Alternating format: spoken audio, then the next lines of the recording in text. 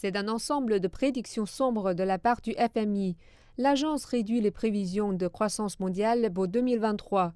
Si les prévisions de croissance mondiale du Fonds monétaire international pour cette année restent inchangées à 3,2%, la projection pour 2023 a été abaissée à 2,7%, soit une baisse de 0,2% par rapport aux prévisions de juillet, avec un déclin plus marqué de la croissance dans les économies avancées. Globalement, les pays couvrant un tiers de l'économie mondiale devraient se contracter cette année et l'année prochaine. En bref, le pire est encore à venir et pour beaucoup de gens, 2023 ressemblera à une récession.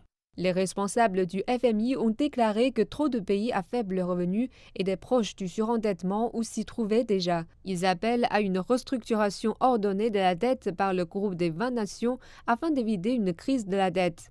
Le président de la Banque mondiale, David Malpass, a déclaré mardi que le rapport sur la pauvreté venait d'être publié et qu'il montrait une augmentation du nombre de personnes en situation de pauvreté et une détérioration pour les personnes dans la tranche de revenus médians à travers le monde. Nous voyons aussi que cela affecte dans une large portée la sensation du développement durable. Si vous considérez la qualité de vie des gens, celle-ci ne s'est pas améliorée et s'est probablement détériorée dans de nombreuses parties du monde. Cela a tout à voir avec le changement climatique qui met plus de pression sur les gens, plus de difficultés en termes de production alimentaire, de moyens de subsistance et de vie physique, ce qui est une préoccupation majeure. Le programme des Nations Unies pour le développement prévient qu'une grave crise de la dette s'installe à présent dans les parties les plus pauvres du monde.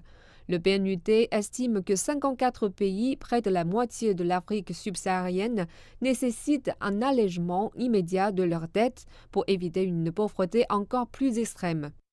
Les responsables du FMI ont déclaré mardi qu'il fallait agir rapidement afin de résoudre les problèmes de dette qui s'accumulent dans les économies émergentes et en développement.